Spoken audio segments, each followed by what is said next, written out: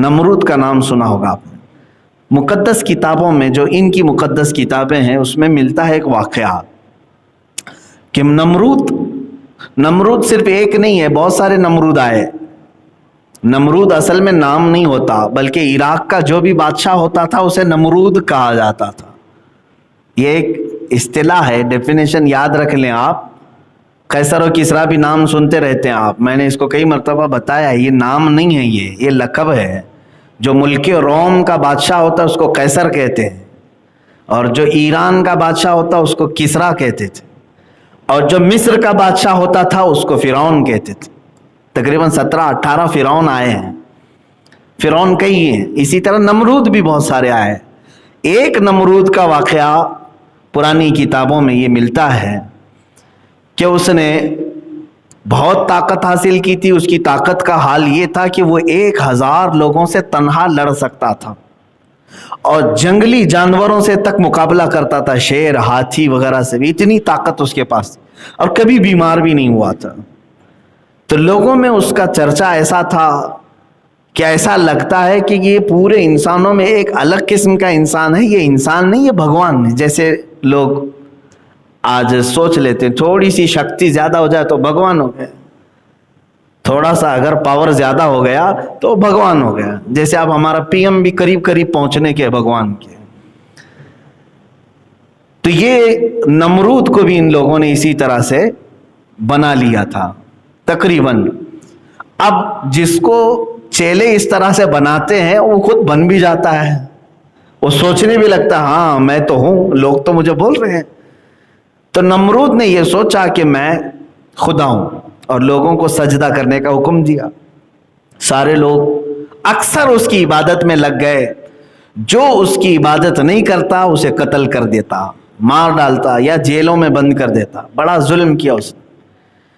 اب اس کے وزیروں نے، یہ یہودیوں کی تاریخ میں بتا رہا ہوں، یہ آلریڈی ایک بار ہو چکا، اب اس کو دوبارہ ریپیٹ کیا جانے والا ہے. اب یہ جو دنیا میں ہلچل چل رہی ہے آپ کو لنک میں دے رہا ہوں. کیوں یہ سب ہو رہا ہے آپ کے ذہن میں ڈائریکٹ بات آ جائے گی. کیا کرنا چاہتے ہیں آج یہ اتنی ترقیات کیوں کرنا چاہتے ہیں؟ سنیے. نمرود سے اس کے خاص وزیروں نے کہا بادشاہ سلامت، اور اس کو خدا کہتے تھے وہ، کہ سب کچھ تو ہے آپ کے پاس، طاقت و قوت ہے، انسانوں پر آپ کی حکمرانی ہے، جانوروں سے تک آپ مقابلہ کر لیتے ہو، سب کچھ ہے، آپ کبھی بیمار بھی نہیں ہوتے. لیکن ایک چیز ہے کہ جس میں عاجز ہو سکتے ہیں. کہا کیا ہے وہ؟ کہا موت. یہ اگر آ گئی تو کیا کریں گے؟ موت اگر آ گئی تو کیا کریں گے؟ سارا دھرا کا دھرا رہ جائے گا. محلات بھی بہت بنا لیے. اس وقت اس نے ورلڈ ٹاور بنا دیا تھا جو دنیا کی ٹالسٹ بلڈنگ تھی، بہت اونچی عمارت اس زمانے میں. اور کیوں بنایا تھا وہ بھی میں بتاتا ہوں. تو اس نے اپنے وزیروں کی یہ صلاح اور ان کے مشوروں کو سن کر کے کہا کہ یہ تو فکر کی بات ہے، آخر کریں کیا؟ کہا کہ ایک ہی صورت رہ جاتی ہے. اب تقریباً دنیا آپ کی فالوور ہو چکی ہے، سارے انسانوں کو جمع کر لیں، سارے انسانوں کو ایک جگہ جمع کر لیتے ہیں اور سب انسانوں کو فوجی بناتے ہیں، سارے انسانوں کو فوجی بناتے ہیں اور ان سب کو لے کر کے خدا سے لڑتے ہیں. پوری دنیا کو ایک طرف لے کر کے خدا سے لڑتے ہیں. اور ایک بار اگر اس کو مار کر ہم گرا دیے تو موت اور حیات تو ہمارے ہاتھ میں ہوگی. اب دیتا تو وہی ہے نا، موت تو وہی دیتا ہے. تو ٹارگٹ اسی کے ساتھ کیوں نہ کر دیا، اسی کو کیوں نہ کیا جائے. تو اس کی بات یہ لگی کہ ہاں یہ کام شروع کرنا چاہیے. تو چیلے چپاٹوں نے پروجیکٹ دیا اور یہ کام شروع کر بھی دیا. اسے معلوم بھی نہیں ہے عقل ہوتی تو خدا سے نہ لڑائی لیتے ہیں. یہ نمرود نے تیاری جب شروع کیا تو سب سے پہلا کام کیا کیا انہوں نے؟ بہت بڑا شہر بنایا جہاں پر تقریباً دنیا کے سارے انسانوں کو جمع کرنا تھا.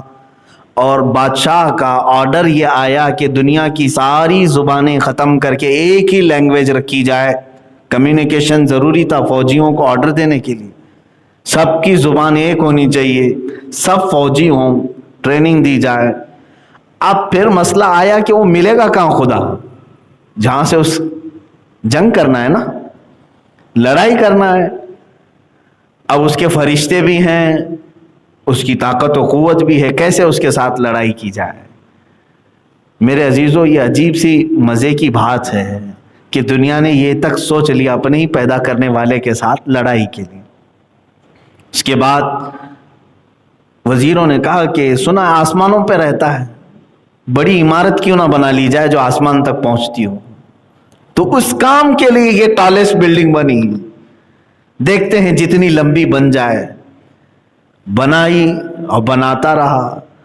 فوج بھی جمع ہو گئی، لینگویج سب کی ایک ہو گئی، زبان سب کی ایک، کرنسی بھی سب کی ایک، ایک ہی سکہ چلے گا، باقی کسی کی نہیں. حکومت صرف ایک ہی نمرود کی تھی. اب اس کے بعد اسے اس بلڈنگ میں چڑھنا تھا، چڑھ کر کے اوپر سے دیکھنا تھا کہ خدا ملتا ہے کہ نہیں ملتا. نہیں ملے تو اور بلڈنگ کو بڑھائیں گے، جہاں وہ مل جائے لڑائی کریں گے. معاذ اللہ رب العالمین. کبھی کبھار میں یہ بیان کرتا ہوں تو حیرت بھی ہوتی ہے، لیکن یہاں بات یہ آئی ہے، اللہ نے جو فرمایا نا واللہ اشد بأسا، اور اللہ جنگی طاقت میں بہت سخت ہے، اس پر میں عرض کر رہا ہوں. دیکھو اللہ کی جنگی طاقت کیا ہے. آج ابھی کوئی اتنا بڑا نمرود آیا نہیں ہے جو پوری دنیا کو اکٹھا کر کے سارے یہ کام کر لے. اس زمانے میں وہ کر چکا تھا. اب جب اس عمارت پر وہ چڑھنے لگا، اب جو بائبل وغیرہ ان کی پرانی کتابیں، اس میں یہ عبارات ملتی ہیں، آیات ملتی ہیں. قرآن و حدیث میں تو اس کا تذکرہ نہیں ملا. اسرائیلی جو روایات ہیں یا جو پرانی کتابیں ہیں اس میں یہ ملتی ہے بات.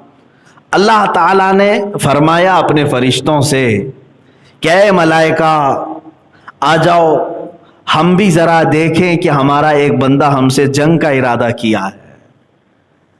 اللہ تبارک و تعالیٰ نے فرشتوں سے فرمایا تو ملائکہ سب کے سب اللہ کی بارگاہ میں عرض کرنے لگے کہ اے رب ذوالجلال، ایسے شخص کو کیوں نہ ہم ہلاک و برباد کریں. اللہ تبارک و تعالیٰ نے نہ اپنے لاکھوں کروڑوں اربوں فرشتوں کو، جن کی تعداد کا علم ہمیں بھی نہیں، بارش کے قطروں سے زیادہ اللہ کے فرشتے ہیں، بہت، ان کی تعداد کا کوئی اندازہ نہیں کر سکو گے آپ. اللہ تعالیٰ نے ان لاکھوں کروڑوں فرشتوں میں سے ایک فرشتے کو صرف دنیا میں بھیجا. سب نہیں، ایک فرشتے سے کہا کہ اے میرے فرشتے، جا تو دنیا میں اس کی بنائی ہوئی عمارت اور اس کی فوج کا معائنہ کر کے آ جا، جائزہ لے کر کے آ جا. تو فرشتہ نیچے اترا. ایک بات یاد رکھیں، فرشتے اپنے رب تعالیٰ کے خلاف کوئی چیز برداشت نہیں کرتے. لا یعصون اللہ ما امرہم، وہ ہرگز اللہ کی نافرمانی نہیں کرتے. یہ تو اور بات ہے کہ اللہ فرشتوں کو بار بار روکتا ہے کہ بندوں پر عذاب نہ ڈالا جائے. اللہ کے روکنے سے وہ رکے ہوئے ہیں. اور اگر فرشتوں کے ہی ہاتھ میں سب دے دیا جائے کہ جو جو گناہ کرے، تو پھر وہ برابر ٹھکانے سب کو لگا دیں گے، ہر دن روز ایک ٹھکانے پہ لگے گا. یہ اللہ کی مہربانی ہے، اس کی رحمت ہے جو روک کر رکھتا ہے، اپنے بندوں کو مہلت دیتا ہے. ایک فرشتہ آیا، اس نے دیکھا یہ جنگی تیاری کو، اور پھر کس سے جنگی تیاری؟ اللہ سے، جس نے خود ان سب کو پیدا کیا، ان کو سانس دے رہا ہے، ان کو زمین بچھا کر دیا، ان کو آسمان کا ستون بغیر ستون کا چھت دیا، اور اس سے لڑائی کے لیے. تو وہ روایات یہ بتاتی ہیں کہ وہ فرشتے نے جلال میں آ کر صرف اپنے پر زور سے ہلائے، پوری عمارت زمین میں دھس گئی، پوری عمارت چلی گئی. اور اس میں جو جمع فوجی تھے وہ ہزاروں کی تعداد میں خاکستر ہو گئے، اور نمرود کی پورے چھیتڑے اڑ گئے، ختم. اور پھر اس کے بعد رب تعالیٰ نے فرمایا کہ جتنے جمع ہوئے تھے سب کی زبانیں الگ الگ کر دو، سب کی زبانیں بدل ڈالو. تو سب کی زبانیں فرشتوں نے بدل ڈال. یہ کیا کہہ رہا اسے سمجھ میں نہیں آ رہا، وہ کیا کہہ رہا ہے اس کو سمجھ میں نہیں آ رہا. آج بھی وہ حکمت باقی ہے پوری دنیا میں. یہ جو ہزاروں زبانیں ہیں اس کی ایک وجہ یہ بھی ہے کہ سب مل کر کے فتنہ نہ کریں، سب مل کر کے فتنہ نہ کریں. اس لیے یہ تمام چیزوں میں اختلافات ڈال دیے گئے، زبانوں کا اختلاف۔ میرے عزیزو، ایک تاریخ یہ ہے، یہ ہو چکی بات۔ اب اللہ کی جنگی سختی آپ نے دیکھا، جنگی طاقت، اللہ فرما رہا ہے واللہ اشد بأسا، اللہ جنگی طاقت میں بہت سخت ہے، وہ اشد تنکیلا، اور اس کا عذاب بہت زبردست ہے۔ یہ تو بہت چھوٹی سی بات ہم نے دیکھی۔ اسی طرح سے رب تبارک و تعالی کبھی بھی اپنی جنگی طاقت کے پورے مظاہر دنیا میں نہیں اتارے آج تک۔ ایک ہوتا ہے نا، بھائی میرے پاس 100 لوگوں کا دستہ ہے، آپ نے للکارا، لاؤ دیکھتے ہیں طاقت کتنی ہے۔ اگر میں نے 2 کو بھیجا تو گویا کہ 2% ہی تو اتارا، 10 کو بھیجا تو گویا کہ میں نے 10% ہی اتارا۔ اب جب 100 کے 100 اتار دیں تو کہا جائے گا کہ پوری طاقت جھونک دیا۔ آج تک دنیا میں رب تعالیٰ نے جنگی طاقت کے لیے اپنے پوری طاقت کا کبھی مظاہرہ نہیں فرمایا۔ 1 فرشتہ آیا، 2 فرشتے آئے، یا زیادہ سے زیادہ 5000 فرشتے جو میدان بدر میں اترے تھے میرے نبی کی حمایت کے تھے۔ وہ بھی اس لیے نہیں کہ وہ کافر اتنے سخت تھے کہ 5000 سے مقابلہ کرانا تھا۔ کبھی آپ سوچتے ہیں بدر کے میدان میں جو مشرکین آئے تھے وہ کتنے تھے؟ وہ 1000 کی تعداد میں تھے، لیکن اللہ نے فرشتے کتنے بھیجے؟ 5000 کی تعداد۔ کیوں؟ کیا 5000 فرشتے مل کر کے 1000 کا مقابلہ کریں گے؟ اس لیے نہیں۔ اس کی 2 وجوہات ہیں۔ پہلی تو یہ ہے کہ اپنے نبی کی عظمت اور شان بتانے کے لیے کہ اللہ تعالیٰ اپنے اس کا رسول جب نکلے تو 5000 فرشتوں کا دستہ اسے عطا کرے گا۔ اور دوسری ایک وجہ محدثین بزرگوں نے یہ فرمایا کہ یہاں فرشتے خود بےتاب تھے اپنے نبی کی فوج میں شامل ہونے کے، تو رب تبارک و تعالیٰ نے ان کو یہ اعزاز بخشا۔ اور حضرت جبرائیل علیہ السلام نے یہ آ کر کے حضور سے عرض بھی کیا تھا۔ حضور صلی اللہ علیہ وسلم اپنی مجلس میں جب بھی کوئی بدری صحابی آتے جو جنگ بدر میں شریک تھے نا، وہ کبھی بھی محفل میں آتے تو حضور دوسرے صحابہ سے کہتے ان کو جگہ دے دو۔ یہ بدری صحابی جبرائیل امین آئے اور عرض کیا یا رسول اللہ صلی اللہ علیہ وسلم، جس طرح آپ کے صحابہ میں بدری صحابہ کی عزت ہے، اسی طرح اللہ کے سارے ملائکہ میں ان فرشتوں کی عزت ہے جو بدر میں اترے تھے۔ بدری ملائکہ کی بھی بڑی تعظیم ہے۔ بہرحال تو اللہ تعالیٰ نے کبھی اپنی جنگی طاقت کا پورا مظاہرہ دنیا میں نہیں فرمایا۔ ایک وہ بادشاہ تھا جو ابرہہ خانہ کعبہ کو ڈھانے کے لیے نکلا تھا اور ہاتھیوں کی فوج لے کر کے آیا، اور پورے خانہ کعبہ کو ختم کرنے کے لیے اس نے اتنا بڑا لشکر جمع کیا تھا، اتنے بڑے بڑے ہاتھی تھے، اس میں سے ایک ہاتھی بھی اگر کسی گھر کو مار دے تو گھر ٹوٹ جائے، زبردست ہاتھیوں۔ لیکن ان کے ساتھ کیا ہوا؟ الم تر کیف فعل ربک باصحاب الفیل، اللہ فرماتا ہے محبوب کیا آپ نے نہیں دیکھا ہاتھی والوں کے ساتھ اللہ نے کیا معاملہ کیا؟ کیا کیا؟ بس چھوٹی چھوٹی چڑیوں کو بھیجا، وہ بھی کیا دے کر کے؟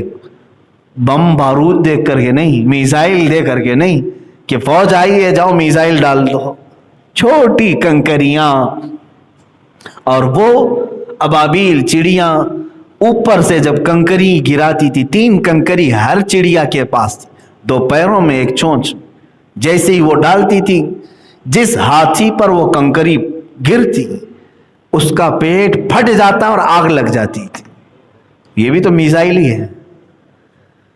اور ایسا کر دیا فَجَعَلَهُمْ كَعَصْفٍ مَأْكُولٍ، قرآن میں بعد میں فوج کی حالت ایسی ہو گئی جیسے کوئی چھلی ہوئی مرغی کھا کر کے جو چھوڑتا ہے، اس طرح فوج کی حالت ہو گئی تھی، سب کے ٹکڑے ٹکڑے اور چمڑیاں چھلی ہوئی، گوشت اجڑا ہوا۔ یہ اللہ تبارک و تعالیٰ کی جنگی طاقت ہے کہ جب وہ بھیجتا ہے تو بہت چھوٹی سی چیزوں کو بھیجتا ہے لیکن بڑی سے بڑی تباہی آ جائے گی۔ اب میں آپ کو بتا رہا ہوں میرے عزیزوں، اللہ نے جب تمہیں یہ وعدہ فرمایا ہے کہ میں تمہارے ساتھ ہوں اور اللہ کی جنگی طاقت بہت مضبوط ہے، بہت زبردست ہے، تو خوف کس بات کا؟